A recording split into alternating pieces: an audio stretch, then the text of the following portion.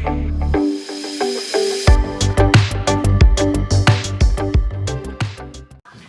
Friends, आज हम जो है आगे के कंजंक्शंस पढ़ते हैं।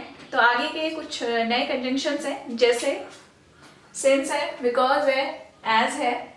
इन तीनों का यूज कहाँ पर किया जाता है, क्यों किया जाता है, किस तरीके से किया जाता है। तो देखिएगा, सिंस, बिकॉज या एज यूज करेंगे सिंस। ठीक है, तो ये क्लियर हुआ। अब नेक्स्ट देखते हैं हम। जैसे आपने कहा कि क्योंकि वो बीमार था इसलिए वो कॉलेज नहीं आ पाया, या फिर आपने कहा क्योंकि वो सच बोलता है इसलिए मैं उस पर भरोसा कर सकता हूँ, या फिर आप बहुत सारे कुछ भी रीजन, कोई भी कारण अगर बताते हैं किसी बात के पीछे, तो वहां पर इन तीनों कंजंक्शंस को यूज किया जाता है। तो आइए देखिए, तीनों के अलग अलग यूज हैं, किसको कहाँ पर कैसे यूज किया जाएगा। तो आइए एग्जाम्पल के थ्रू इसको समझते हैं। सबसे पहला है हमारा सिंस। तो यहाँ पर आप एग्जाम्पल देख सकते हैं, since he is not aware of the matter I did not tell him anything.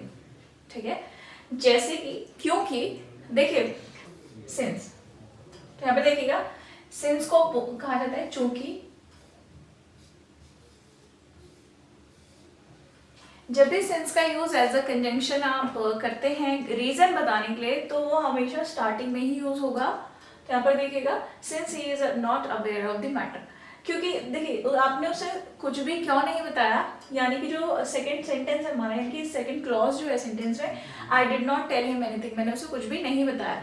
तो वो नहीं बताने का जो रीजन था, क्या कारण था कि मैंने उसे कुछ भी नहीं बताया है, तो कारण क्या था, रीजन क्या था, कि since he is not aware of the matter, क्योंकि उसे मैटर के बारे में कोई जानकारी नहीं है, इसीलिए मैंने उसे कुछ नहीं बताया। तो देखिए यहाँ पर जो रीजन है, जब भी आप रीजन बताते हैं, तो अगर आप रीजन स्टार्टिंग में बता रहे हैं, स्टार्टिंग सेंटेंस में बता रहे हैं, तो उस कंडीशन में जो सेंस होगा वो हमेशा सेंटेंस के स्टार्टिंग में यूज होगा।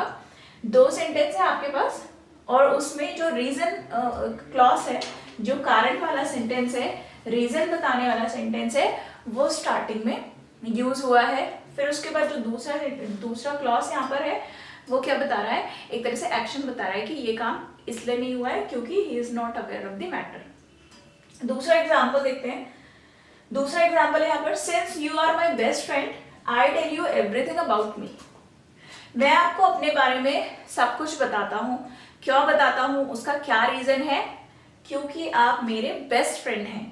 ठीक है, तो यहाँ पर देखिएगा, since you are my best friend, क्योंकि आप मेरे बेस्ट फ्रेंड हैं, चूंकि आप मेरे बेस्ट फ्रेंड है, तो यहाँ पर नेक्स्ट जो हमारा सेंटेंस है उसमें क्या बताया गया है, उस काम के होने की वजह बताई गई है कि मैं आपको सारी बात इसलिए बताता हूँ अपने बारे में क्योंकि आप मेरे बेस्ट फ्रेंड हैं।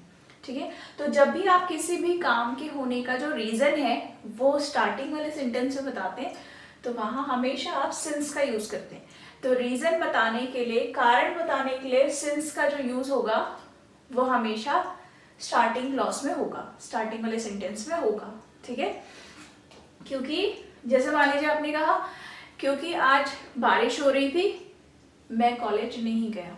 ठीक है, तो इस तरह के रीजंस बताने के लिए आप जो है इन तीनों रीजंस कंजंक्शंस को यूज करते हैं। रीजन वाले कंजंक्शंस हैं, कारण बताते हैं कि क्या कारण था किसी भी बात का। ठीक है, तो जब भी आप इस तरह के सेंटेंस यूज करेंगे, तो उसमें जब भी आप कारण बताएं, तो देखिए जब भी आप कुछ किसी भी बात का कारण बताते हैं, तो आपके पास हमेशा दो सेंटेंस होते हैं एक ही सेंटेंस में। ठीक है, जैसे कि आप दोनों सेंटेंस में देख सकते हैं, एक सेंटेंस ये है आपके पास और दूसरा जो है ये वाला। तो जैसे मान लीजिए आपने कहा क्योंकि मेरे पास पैसे नहीं थे इसलिए मैंने ट्यूशन्स नहीं लगाई, तो आपके पास दो सेंटेंस हुए कि आपने ट्यूशन नहीं लगवाई, क्यों नहीं लगवाई, उसका कारण क्या था, क्योंकि मेरे पास पैसे नहीं थे। तो अगर आप ये सेंटेंस, आप कारण पहले बता दें, रीजन पहले बता दें कि क्योंकि मेरे पास पैसे नहीं थे मैंने ट्यूशन्स नहीं लगवाई, तो वहां पर आप स्टार्टिंग जो आपका सेंटेंस होगा उसमें नेक्स्ट हमारा बिकॉज। तो देखिएगा यहाँ पर बिकॉज का यूज क्यों किया जाता है, किस तरीके से किया जाता है। तो यहाँ पर देखेंगे आप, बिकॉज मैंने आपको बताया कि सिंस, बिकॉज और एज, तीनों का जो मीनिंग होता है, तीनों का जो यूसेज है वो सेम है, वो एक जैसा ही है, लेकिन तीनों को इंग्लिश में जब आप यूज करते हैं सेंटेंस में, तो वो क्या होते हैं, अलग होते हैं। तो यहाँ देखेंगे आप, सेंटेंस देखिएगा, I could not attend the class because I was not well. He could not reach because he could not reach here. Actual में ये थोड़ा मिस्टेक है यहाँ पर, हम देख सकते हैं, ये एक्चुअल में हियर है. He could not reach here because he was ill. ठीक है, वो यहाँ नहीं पहुंच सका क्योंकि वो बीमार था. ठीक है, तो देखिएगा हमेशा मैंने आपको बताया सिंस और बिकॉज दोनों का जो मीनिंग है, दोनों का जो यूसेज है वो सेम है, एक जैसा ही है. लेकिन यहाँ पर जो बिकॉज है वो बीच में यूज हो रहा है. तो मैंने आपको बताया था कि सेंटेंस में पूरे एक सेंटेंस में 2 सेंटेंस होंगे आपके, एक रीजन बताएगा और एक जो है एक्शन बताएगा. यानी कि एक जो है एक्ट को बताएगा, काम को बताएगा, और उस काम के होने के पीछे या ना होने के पीछे क्या कारण था दूसरा उसको बताएगा, दूसरा सेंटेंस उसको बताएगा. तो जब भी जो रीजन बताने वाले सेंटेंस होते हैं वो अगर स्टार्टिंग में होते हैं तो आप सिंस यूज करते हैं, और अगर जो रीजन बताने वाले सेंटेंस होते हैं वो बाद में यूज होते हैं तो वहां पर आप बीच में बिकॉज यूज करते हैं. तो बिकॉज का जो यूज है वो हमेशा मिडल ऑफ द सेंटेंस होता है, बीच में होता है. और दूसरी चीज एक और है कि जो सिंस है और बिकॉज, उनमें एक डिफरेंस ये भी है कि जो बिकॉज है वो एक तरह से स्ट्रॉन्गेस्ट रीजंस बताता है, एक तरह से बहुत स्ट्रॉन्गेस्ट कारण होते हैं, बहुत ज़्यादा एक तरह से मजबूत कारण होते हैं किसी भी काम के लिए, किसी भी बात के लिए. तो उनको इस तरह के रीजंस बताने के लिए यूज होगा बिकॉज. और अगर आपके जो कारण है किसी भी काम के वो अगर वीक है तो वहां पर यूज होता है सिंस.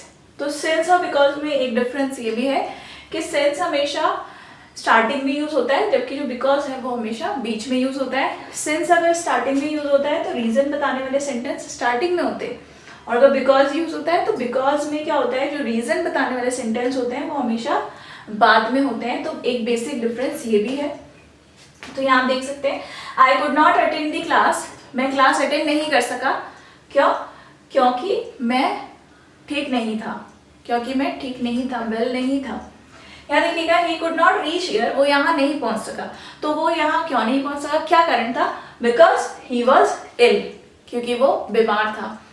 तो आप दोनों में डिफरेंस देख सकते हैं, सिंस में भी और बिकॉज में भी, कि सिंस हमेशा स्टार्टिंग में होता है उसमें रीजन, और बिकॉज में रीजन क्या है दूसरे वाले सेंटेंस इनके बाद में होता है. तो ये बेसिक डिफरेंस है. आइए नेक्स्ट देखते हैं हम एज.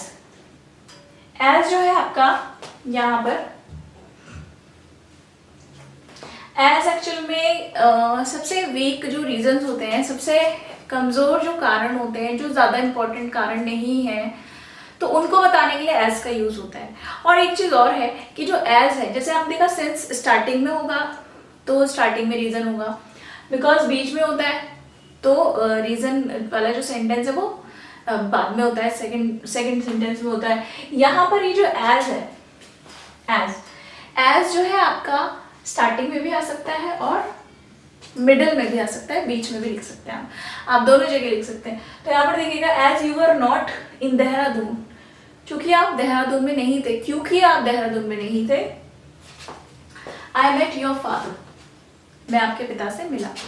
मैं आपके पिता से मिला, क्यों मिला? रीजन क्लॉज क्या है इसमें, मैं आपके यहाँ पर जो एक्शन है, एक्शन क्या है कि मैं आपके पिता से मिला, और उसके पीछे जैसे आपने कहा कि मैं आपके पिता से मिला, ठीक है, आई मेट योर फादर, लेकिन उसके पीछे जो रीजन है ये है as you were not in Dehradun, क्योंकि आप देहरादून में नहीं थे. जैसे कि आप देहरादून में नहीं थे तो मैं आपके फादर से मिला. यहाँ देखिएगा I did not go to the office as it was raining, मैं ऑफिस नहीं गया, मैं ऑफिस नहीं गया, जैसे कि बारिश हो रही थी मैं ऑफिस नहीं गया, क्योंकि बारिश हो रही थी मैं ऑफिस नहीं गया. तो मैं ऑफिस नहीं गया क्योंकि बारिश हो रही थी. तो यहाँ देखिएगा एज का यूज आप स्टार्टिंग में या फिर मिडिल में, दोनों में कर सकते हैं, बट हमेशा ध्यान रखिएगा इन तीनों को जब भी आप यूज करते हैं, इनके साथ जो भी सेंटेंस होता है, इनके साथ में जो भी सेंटेंस होता है वो हमेशा क्या बताता है, रीजन बताता है. जैसे कि रीजन यहाँ पर ये वाला पार्ट रीजन बता रहा है, ठीक है, यहाँ पर ये वाला पूरा पार्ट रीजन बता रहा है, ठीक है. तो इस तरीके से रीजन बताते हैं. ये तीनों जो कंजंक्शंस है हमारे वो रीजन बताने का काम करते हैं। और फिर से मैं एक बार बता देती हूँ, सिंस हमेशा स्टार्टिंग में यूज होता है, बिकॉज का हमेशा यूज बीच में होता है, और एज को आप स्टार्टिंग में या फिर बीच में, दोनों में से कहीं पे भी यूज कर सकते हैं।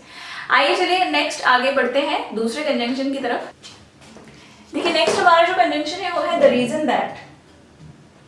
The reason that, the reason जब भी सेंटेंस में आता है तो आपने हमेशा उसका पेयर जो है दैट लगाना है, क्योंकि एग्जाम में जैसे कई बार क्वेश्चन आता है कि the reason why I did not learn English is because I was out of station, या because I was out of money, या फिर because I was not interested.